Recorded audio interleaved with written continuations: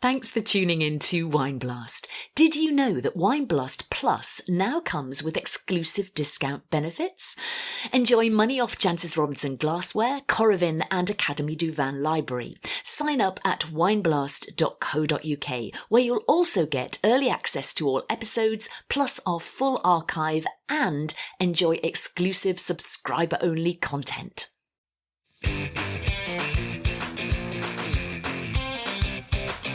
Hello, you're listening to Wine Blast, and you catch us on tenterhooks midway through the story of Stalin's wine cellar. So far, we've had guns, cash, mystery, hard men, and achingly rare old fine wine. And coming up, we've got all that, plus naked antics too. What's not to love about this story? I mean, seriously, here's some tidbits of what's coming up in this concluding part of the tale. Oh, these are monumental. I've never seen any wines like this. George had this sort of smiling assassin manner to him. You'd almost, when you're shaking hands with him, you're thinking, this is the hand of the devil. I thought, what else can I do besides having a heart attack, which is just about what I was doing. So that's John Baker, Sydney wine merchant turned Indiana Jones, and of course author of Stalin's Wine Cellar, a book he wrote in conjunction with Nick Place. In the first part, we heard how John got a tip-off about a mysterious cellar in Tbilisi, Georgia, containing thousands of bottles of vanishingly rare old fine wine, including the likes of Sauternes superstar Chateau and various Bordeaux first growths from the 1800s. Not only that, but the cellar was rumoured to have been the personal collection of the last Tsar of Russia, Nicholas II, friend of Rasputin, executed by the Bolsheviks in 1918, and then shipped by Joseph Stalin back to his homeland of Georgia to escape the clutches of the advancing Nazis in World War II. Hence the presence of these ultra-rare, ultra-valuable wines underneath a mothballed Georgian winery. John's first objective was to authenticate the cellar, so he headed to Georgia with his canny lieutenant Kevin Hopko. But all was not as it seemed. Their point man, George, the Georgian, seemed to be working several angles. The head honchos at the winery clearly thought John and Kevin were going to buy the winery for $1 million in cash. John and Kevin wanted to inspect the wines to see if they might be worth $1 million in cash. And George was surrounded by gun-toting enforcers like Piotr, or Potra as John has it, and remained positively mercurial, but keen to get his hands on $1 million in cash. So John and Kevin were sticking grimly to their task of trying to authenticate the cellar. They had a faxed list of the wines. That was their template they needed to check against the cellar. They'd come equipped with fluoros or fluorescent lights to check the condition of the wines, fill levels and sort of integrity. They'd even been able to taste one of the wines, an 1899 Suduro, after a bottle had been broken, and it tasted good. Everything seemed legit. What's more, they'd done the rough sums ahead of time, and if they did indeed manage to pull this off, they could be in line to make something in the region of $6 to $7 million in profit from the sale of this unique wine cellar. So there was a lot riding on this. Now, there are a fair few wines name-checked in this part of the story, from Yquem to Chateau Margaux, Latour, Haut-Brion, Coste-Tournelle, Lafite, Cute. You'll no doubt be familiar with these names, but suffice it to say, if you aren't, that these are all impeccable historic Bordeaux producers known for their fine, age-worthy and valuable wine. So let's rejoin our story as John and Kevin are busy authenticating the wines in the gloomy, damp basement cellar of Savannah No. 1 Winery in Tbilisi, Georgia, with a bit of help from the locals. They'd previously agreed with George that they wanted to take away 12 bottles to do further checks before committing to the sale. But what were they finding? Okay, we had a very simple process, and we'd used it before, and we didn't really want to deviate much, in that we had the faxed list that came through to Australia, and that's what we were valuing the cellar at $1 million based on this faxed list. They had a cellar book, which is the original cellar book written in Georgian, which we saw, which was amazing just to see it. And Potra, of course, could read it. So I would have the fax list, and I would have the list, and I'd sort of say, okay, on shelf number 3, do you have Chateau Margaux? and Poitras would go down the list. And the chief winemaker had explained how the cellar book worked and how you could find the wines on the shelves in relation to the cellar book or something like that. And then Kevin worked with Poitras, and as Kevin's quite sharp on this sort of thing, he tends to work things out. So he and Poitras worked all this out. So I'd sort of say, okay, on shelf number 3, why do you have Chateau Margaux?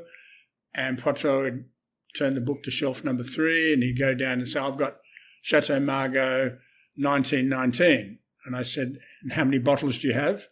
I wouldn't tell him anything that I had. I'd say, how many bottles do you have? He said, I've got 7 bottles. And I said, okay, could you get the 7 bottles out, please? So he'd go over and through the process work out which ones, and he'd get the bottles out and put them on the table. And we had very bright fluoros to put behind the wines so that we could take a photograph. Sorry, fluoros are lights, are they? Fluoro lights, yeah, bright fluorescent lights. And so we'd put those behind the, it's like putting a white border behind, but they're a bit stronger than that. So we'd put these behind the bottles so we could see the fill level, the colour of the wine, and we'd take photographs of these 7 in that case. And then, okay, put those back, please. And then I was obviously particularly interested in the Achems because that was really where the value lied for us. So I think we inspected just about all the Achems at some stage. And the same way I'd say, okay, could you go to shelf number 1? Have you got Chateau Latour? And he'd go down and he'd find out, okay, I got Latour. I can't remember what the vintage was. But anyway, I'd sort of say, how many bottles you got? And he'd sort of say, I've got 21 bottles. And I'd say, okay, could you get the 21 bottles out? And I know that was, I thought, I hope he doesn't drop one in the process, but I wanted to see 21 bottles. And I wanted to see what they look like, what the fill levels are like. And of course, one of the things we're looking for are forgeries. So probably the telltale sign of a forgery, it's too full for its age. So anything that was all too full, we'd go, hang on, let's just be careful with this. But most of them, and the glass was the right shape. All of them had capsules, of course, and in most cases we'd scrape a bit of the capsule off and shine our torch to read the cork. And I think that's probably the most genuine way of authenticating a bottle, because you can replace the label on the capsule, but if you're starting to play around with the cork, good luck. So anyway, that was our authentication process. And the amazing thing to us was, I don't think there's a bottle out from the facts list that we had. And I remember saying to Kevin at one stage, I said, I can't find a mistake here. I mean, he says, I know, I'm looking for it, but I can't find it either. So it was extraordinary how it all just added up.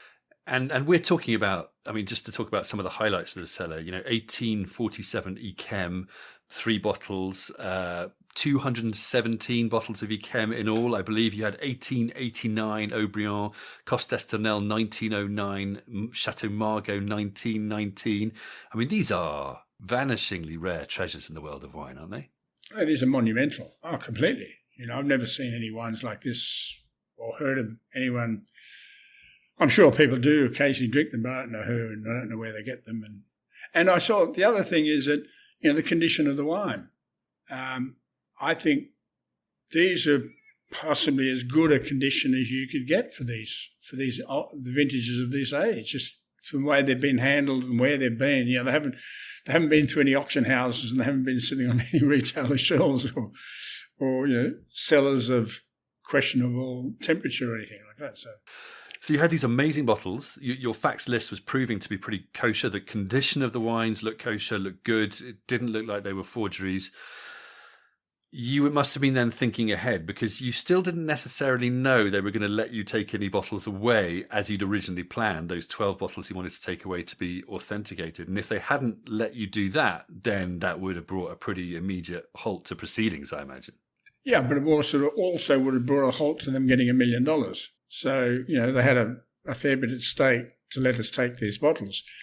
So I think on the 3rd day underground, and we just laboriously went through the lists. And I just pick out wines and, what have you got? But we had to do it. It was essential. And, next week we're on the other side of the world. So we can't do it then. So I think on the third day I said to George, those 12 bottles that we'll want to take home, we just have to work out which ones. He said, "Oh, John," he says, "this might be a problem, because, George had this sort of smiling assassin manner to him, sort of very likable, very charming, but, you'd almost, when you're shaking hands with him, you almost were thinking, this is the hand of the devil somewhat, maybe. And also, I was sceptical about the whole thing, so I was certainly on guard. And he indicated this, might be a problem or something. I said, "Well, George, the deal was before we even came here, we wouldn't have come here if we couldn't take 12 bottles away." And we'd actually taken some US dollars with us. I can't remember how many thousand, but we'd taken a few thousand US dollars. I just thought, this is a country of cash and guns. We're going to need some cash at some stage, even if it's to get us out of the country. I don't know. I didn't think that, but I thought, look, no doubt it'll come in handy. So I think we end up paying them a few $1,000s. I can't remember what. But we got in our 12 bottles. There was two of Chem, one 1870, the one we ended up taking to the Chateau to authenticate, and there's another 1886 or something like that we brought back as well. And also, I was also mindful if this all didn't work, this would pay for our expenses. This would give us all our money back anyway, if we wanted to sell them. But how in a cellar full of riches, how on earth could you work out which 12 bottles to take? Oh, yeah. No, well, I was mindful of the fact that we actually didn't have the bottles yet, so I had to be a little bit careful. And I wish I had my time again, because I took a few bottles of old Georgian wine, like I think a 1945 Muscat or something, and some sort of cognac. And I think that was somewhat in respect of them and in respect to say, we aren't just going to. I'd love to have taken an 1847 at Chem, but I think they were mindful of anything with low numbers I couldn't take. I could only take things that had reasonable numbers of, which, anyway, the important thing to me was to get some Chem out and maybe a few others. I think I got a 1894 Brannier Rothschild, which was Mouton's name before it was Mouton. I think something like that. I still actually got that bottle. I don't know what I'm going to do with it. You still got it? Yeah. A bottle of brand Mouton. Yeah, brand. I'll look for my invitation in the post, John. Sure. Come and open it with you. Yeah. It's just below the neck. It's just a fill level below base of neck. So it's pretty good. And it's a brick red colour. So, yeah. Great. Anyway. So in the midst of all these sort of tense negotiations and cash bribes and armed guards and hugely valuable bottles, you managed to have time for a bath. Not by choice. George was a great one for springing evenings on us. And George had a very flexible idea of time. Like George would take us to a bar and we'd have a bit of dinner, and he'd say, I'll be back in 20 minutes. Okay, George. Well, 2 hours would go by and George hasn't come back, sort of thing. And this one night, we were at, I think, dinner somewhere, and Kevin and I were ready, to go home and go to bed. And George says, I think we go have a bath all together. And I thought, okay. But, when in Paris you do what the Parisians do or something, but we weren't in Paris. So we're taken off to this, what I believe is quite a famous sulphur bars that they have there. And it was extraordinary. These baths were quite large, and they'd have a big wall behind them of stone, and the whole stone in the bath and everything was cut out of the one piece of stone, out of the wall. I don't know. Anyway, it was quite extraordinary. So we went off to have our bath in this sulphur baths, and part of it was you had to lie down on the slab of stone, and the chap there would give you a good old scrubbing with something that was somewhere between Do you have steel wool? Scrub, mate? It's just a scrubbing wool type thing. Well, it was scrubbing, but it wasn't steel wool. It wasn't, but it was steel wool. We do Brillo pads, sort of. Yeah, no, well, steel wool. Steel Yeah, wool. well, It's that hard. No, it wasn't that hard, but boy, it was. I think it was some sort of material, but boy, it was. It would have scratched your plates in your washing up, sort of thing. Anyway, so we're all in this, and yeah, it was fun. It was great because that's part of Tbilisi. And the photos in the book, from the photos in the book, you do look sort of quite naked. Is that right? Yeah, it was all naked. No women, all boys, of course. The guy scrubbing is a man. I mean, oh yeah, well, that was the way it was.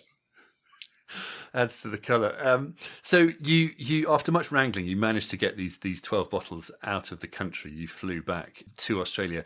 Kevin had quite a funny interlude at the airport on his way home, didn't he? Can you just tell us that story? Oh, Kevin. And Kevin's the best at telling this story because he just says it in such a dry way. But he was at the airport. I think I'd gone on to Bordeaux because I had a business Bordeaux shipper, so I was importing only Bordeaux wines to Australia. And Kevin was going back to Australia, and he had the 12 bottles in a polystyrene pack, and he went into the wine shop at Heathrow. It was probably Berry Brothers or someone like that, I imagine. And just, killing some time before he was to embark on his plane. And there was I think in 1985, a chem, there's a few chems in a cabinet all locked up. And Kevin said to the chap there, you have some interesting older chem. And the chap says, oh, yes, very rare, very, very valuable wines.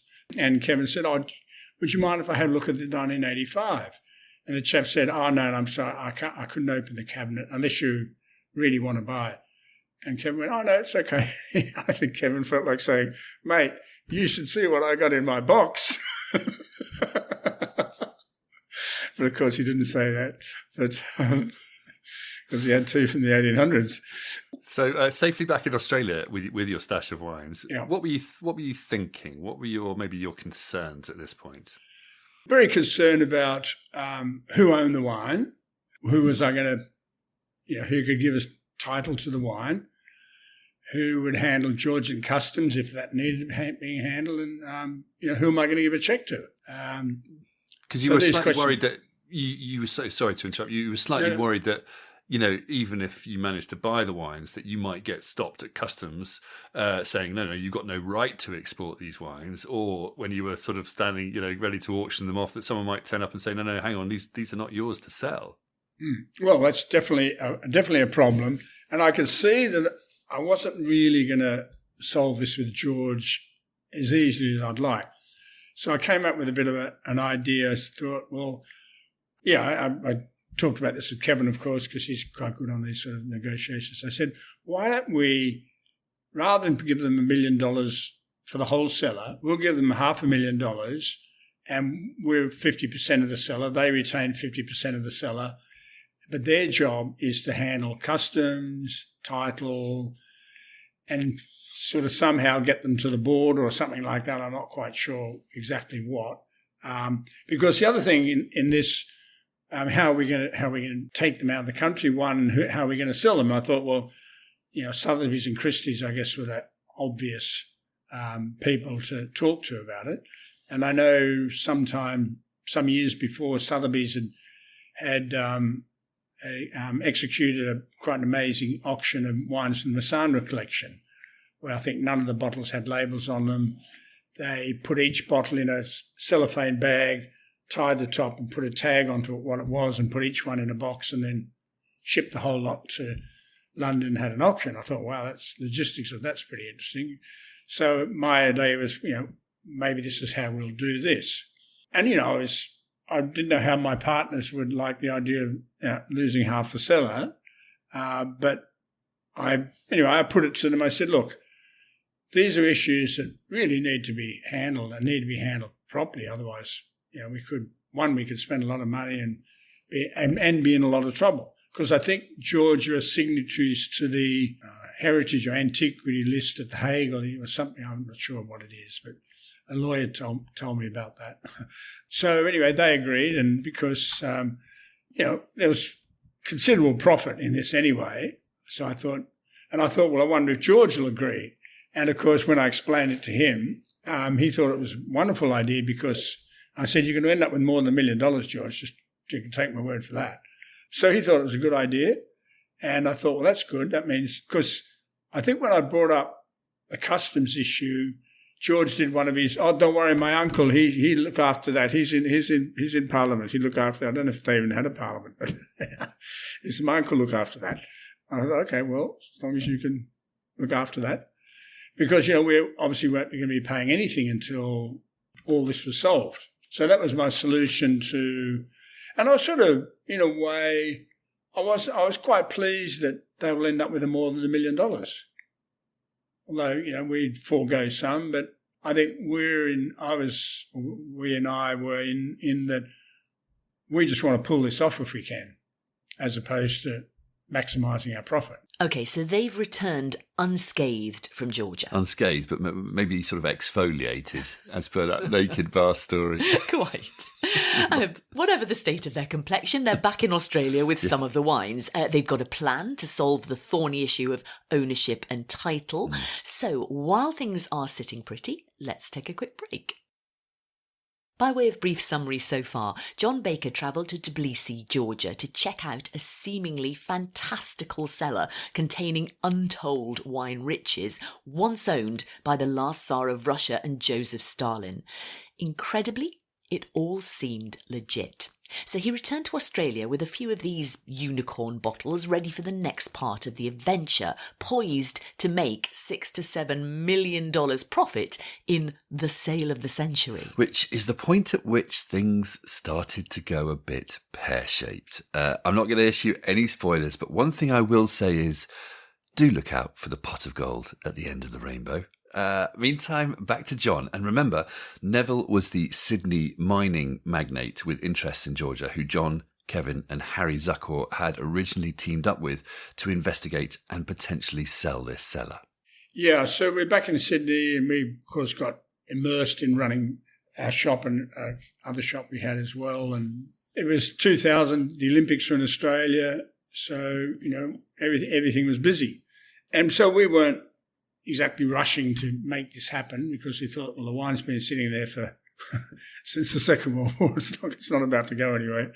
And so Neville, our partner in this, or the person who first had the idea of the cellar, he, I think he got a bit anxious, or he wanted things to happen quicker than were happening. And he was the one, of course, speaking to George because they were talking about their gold mine and other things, I think. So the next thing I think happened was that he said that he was going to buy the cellar on his own because we were taking too long and it's not going to work because you can't pull it off. So I'm going to buy the cellar, and could you send me the 12 bottles that you brought back that are actually my wine? And I think that was done by fax, and I replied to Neville, with respect, Neville, I don't have your 12 bottles, so I can't give them to you. Kevin did, but I didn't.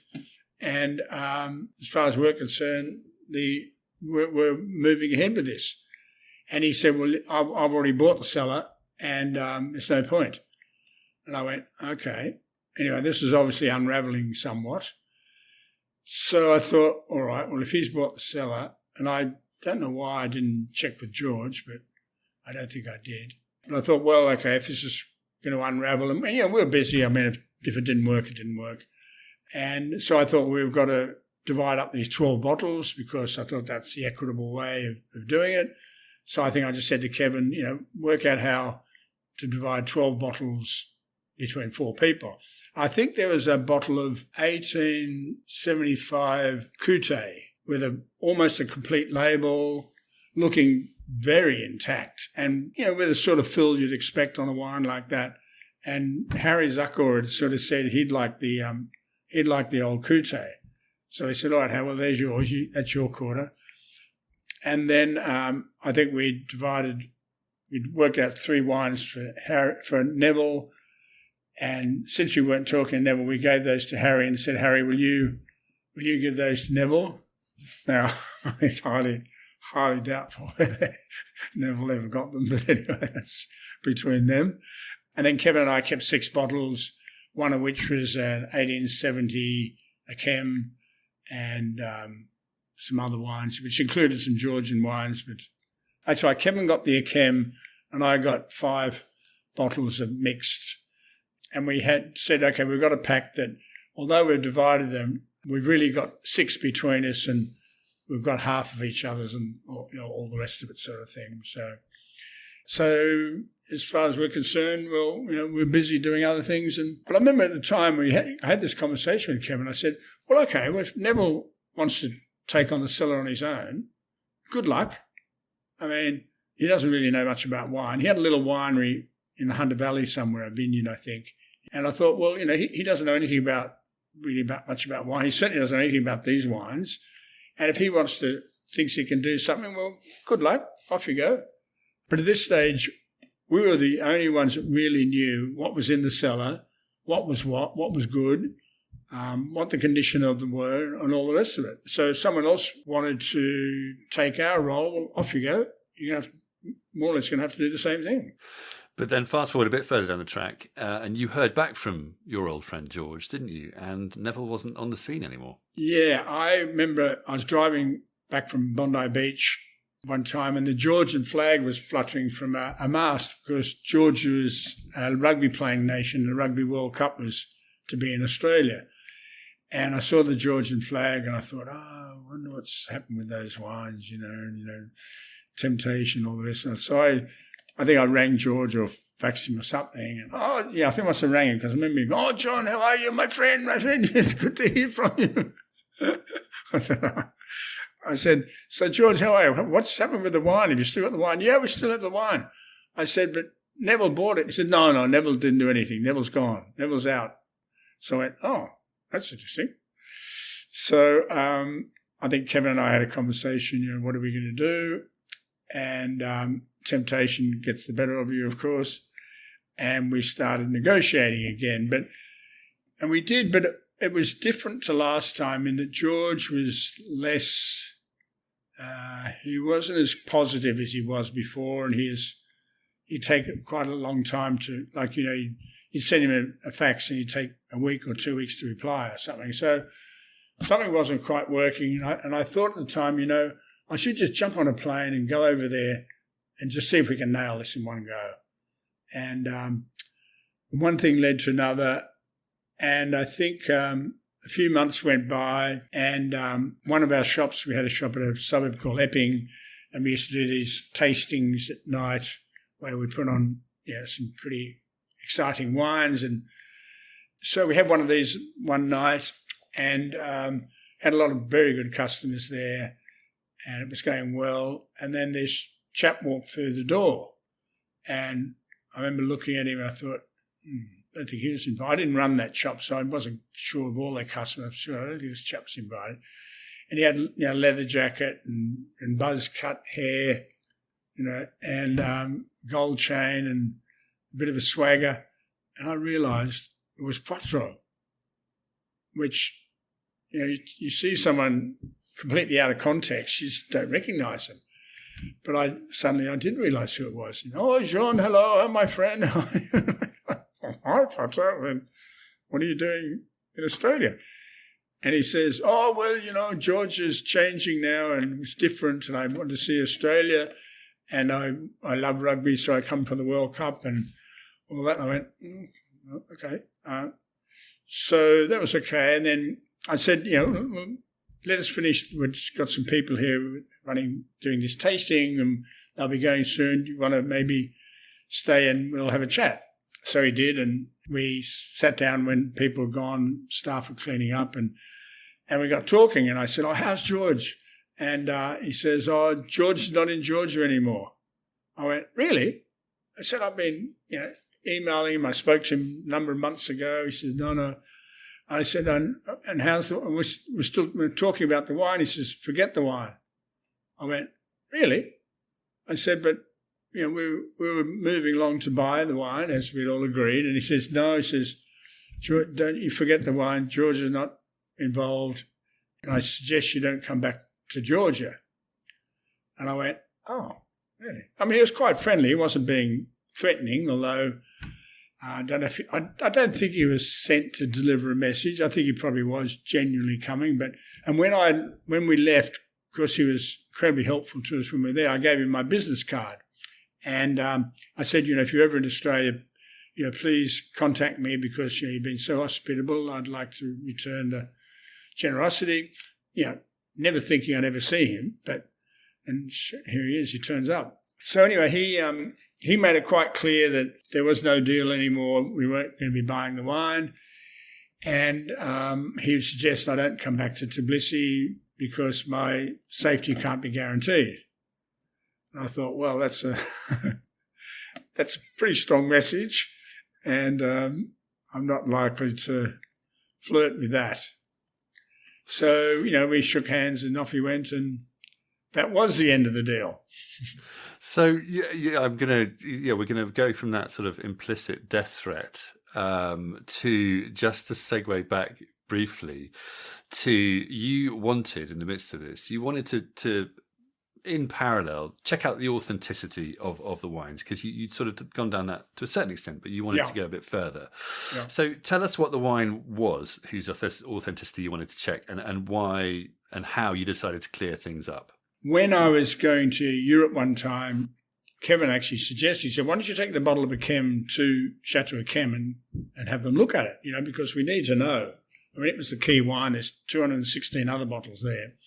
And I was going to Europe anyway. So I said, okay, I'll take it and I had a great friend in Bordeaux, Jean-Francois, who knew Pierre Leton at Akem, and I think he knew Sandrine Gabet, the chief winemaker at the time. And so he organised a visit for me to take this bottle along, and he told them what it was. It was an 1870. And one of the problems, we couldn't read the fourth digit of the date. It was 187, and just with scraping it with a torch, we just couldn't read the fourth digit. But that's okay. We thought, well, when we pull the cork out, we'll know what it is. So it was an 1870 question mark. Yeah, so Jean-Francois had organised a meeting at Chateau.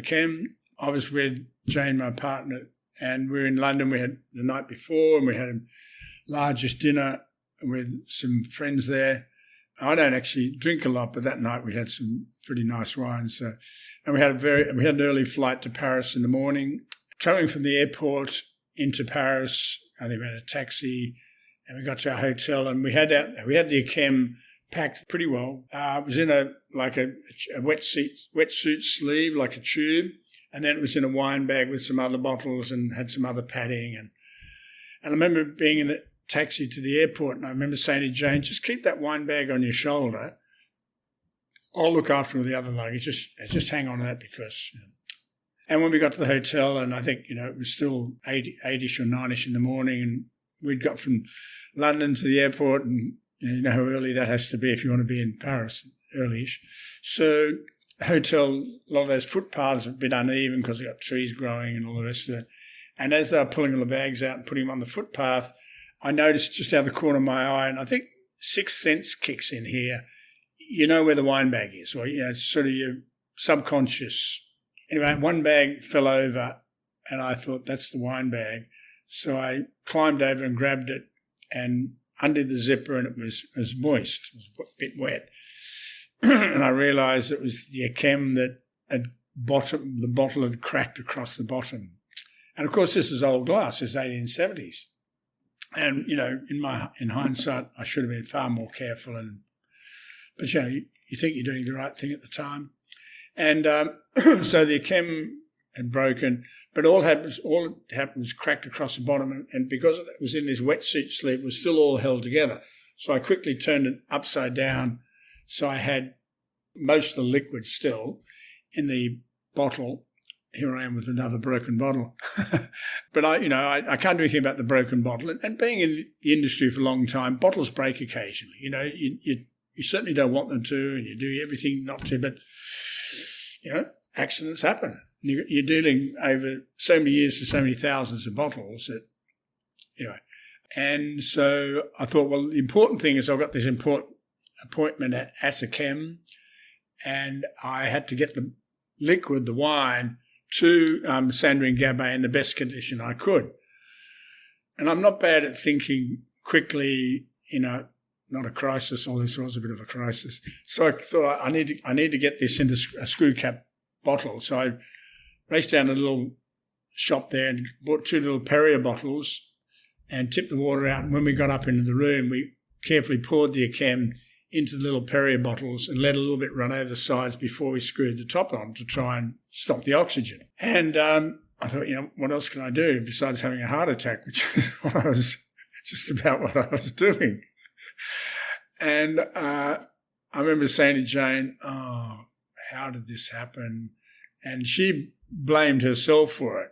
She said, it was completely my fault. You told me. I said, yeah, but it's my fault because the bottle was my responsibility. I was the one that's to look after it. And she was in tears. I said, listen, don't worry about this. Anyway, it's only a bottle of wine, really. It's not life or death or anything like that. So we came around, and, of course, there's a little bit of a chem left, which, of course, we thought, well, we might as well have a taste, mightn't we? And to this day, I can remember what it tastes like because I've had older chem, not that old, but I've had older chem. But, of course, I should have sat down with a piece of pen and paper and done an organoleptic analysis of the wine in the glass, but I was busier trying not to have a heart attack than worrying about the pros and cons of this wine. So disaster struck. But this is another serendipitous moment. It's like that bottle that broke in the cellar. If he hadn't broken it, we wouldn't have got to taste it. So we had this appointment at a chem, and I said to Jane, I'm going to have to tell Jean-Francois. And she says, oh, well, good luck. I said, I know. How am I going to tell him? I said, how am I going to tell Kevin it's his wine? I said, oh, God, here we go. But I thought, well, look, we'll just proceed as we are and see what happens. Anyway, I think the next day we went to Bordeaux and Jean-Francois met us. I think we went to his office. He's on the Quai de Chartrons along the quays there. And he said, John, he says, you have the wine? I said, I do have the wine, Jean-Francois, you're right. I says, but we have a little problem. And I think I pulled out the Perrier bottles and explained it all to him. And he's listening, he looked, and then he burst out laughing. He says, I believe you. Because he knew me fairly well. He knew that, if I say that's it, that's what it is. So I said, but what are we going to do with the chem? He says, we have the appointment. We go anyway. Who knows? Maybe you'd be the first Australian to be thrown out of Chateau chem. I said, oh, whatever. So I think the next day we had this appointment at the chem, and we went there, and we were shown around, had incredibly hospitable there, as I'm sure you know. And then a chap came and said, oh, Sandrine would like you to come to her laboratory. So I had my pack over my shoulder of my show pack, shall we say. And off we went to Sandrine's laboratory, and we met, and she sort of looked at me as if, well, like, what are we here for? So I didn't know how I was going to do this, but I thought, well, so I actually undid my bag and put my 2 bottles of the chem out and put the broken bottle, which I had the broken bottle with the bottom where they had quite a big punt, as I guess they probably did in those days. I had the bottle, and then I explained to her what happened. I said, look, I'm really sorry, breaking one of your antiquities or an antiquity of your chateau. I mean, of course, it was an accident, and I remember she sort of smiled without laughing, and she says, oh, well, we taste the wine anyway. So I thought, yes, that's what I want you to do. So she took the capsule off the neck as best she could, because remember that we still had the neck and the cork was in there and the capsule and the whole bottle, and just the bottom is missing. And so she took the capsule off as best she could to have a good look at that. And then I think she rang Pierre Leton, because I guess not every day he tastes an 1870 a chem, or maybe he does, but possibly not, to come down. And so he came down, and we all had a taste of the wine. And she asked me, what did the wine taste like 2 days ago? And I said, I think it was a little bit sharp, a little bit brighter. possibly not quite as caramel. That hint of sherry, I don't think, wasn't there. So I think it just had a little bit more vigour to it, which I think would happen with those wines in that time. And she turned around with Pierre Laton, and she had her assistant was there, and the three of them had sipping and talking, and she turned around and said, "This is our wine. This is Chateau." And, of course, inside I was just about to explode sort of thing. But I was in fairly dignified wine company, and I thought I should have to behave myself. So I went, "Oh, thank you, Sandy. That's very good of you." So you were ready to sort of leap for joy, but yeah. It actually did turn out you've been lucky in breaking that bottle. Well, didn't it? Completely. Just tell us why. Well, because I didn't realise it, but a couple of things that Pierre Laton said, that they no longer open a bottle older than 1945. And at the time, I wish I'd have asked him. I think I know why, but I wish I'd have asked him why. So he said, "So if you hadn't broken it, maybe we wouldn't have tasted it." And I was at a dinner one night, one of these dinners I've done, and the lady said to me, "So if you hadn't broken the bottle," and he said, "they don't open anything older than 1945, would you have opened it for him?" And it's not that often I get caught without an answer. And I said, "Interesting question."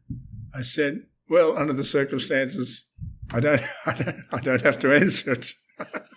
If I asked you the same question now, you've had the chance to think about it? Well, if they would have recorked it, yep, I guess I would have opened it. But I might not have had the option. I mean, if they don't open anything before 1945 and they don't, well, then they might not have. And the other thing at Pierre Laton, I'd met him a few times. Of course, we'd done some business. And I think Jean-Francois knew him quite well. And he, as we're chatting, he's turned around and he says, "Only you Australians would do this." I don't know if he meant only we Australians would break his old wine, or only you Australians would be going into Georgia thinking you're going to get this one. I don't actually know what he meant by that, but he said it as a joke. And, in some ways, I think Australians will have a go at this. We'll have a go at Cellar in Georgia. I mean, a lot of people have said, "You're crazy. What do you think you're doing?" Well, okay, maybe. Now, I'm not going to ask if you're crazy. So I think you're absolutely not. And this is too good an adventure to pass up on. So you've got this verified old Yquem. You've got these tantalising treasures at your fingertips. But we're not going to issue any spoilers about how the story ends, partly because there may be a movie coming out soon, I understand. But suffice it to say, you're still very much alive. That Yquem seemed to be very much authentic. Has anything else happened since that you can tell us about? No, with the wines, we haven't seen any sign of any of the bottles turning up anywhere in the world. And Kevin follows the auctions and, follows what's going on in that world. And we haven't seen a bottle that could have come from that cellar. Now, for anyone to try and sell a bottle from that cellar, they'd have to tell the story, because the provenance possibly doubles the value of the bottle. I don't know. But it certainly adds a lot of money, adds a lot to it. And we would have heard about it. And since the book's come out, I think it's been out now for 5 years. Yeah, there's been, certainly when the book first came out, there's certainly a lot of talk on websites and social media. I think in Europe and elsewhere about the possibility of the wines and all that sort of thing. So, when I keep getting asked, I mean, I'll have people come up to me in a restaurant or stop me in the street and sort of say, "Where do you think the wine might be?" I'm going, well, I said, that's anybody's guess. Because, people have read the book it's not a Hollywood ending, the book. I mean, it's a what if and all the rest of it sort of thing. And I think that's good because, well, that's just the way it is. So, but there could be a part 2. You never know, John. In the prologue to your book, you write, sometimes the only thing to do in life is embark on an adventure and see where it ends up. Looking back, are you glad you embarked on this particular adventure? Oh, yeah, completely, absolutely. I mean, the number of people in the Australian wine industry that have been in touch saying, "I would have given anything to have been with you doing that." Look, I think I said earlier, in life, if you get opportunities, I'm a great believer, you take them. I mean, I'm a great believer that, we live in a yes world. You can always say, oh, look, I've changed my mind and I don't want to go ahead with it. But, I think you've got to embark on these things. And we knew what we were doing.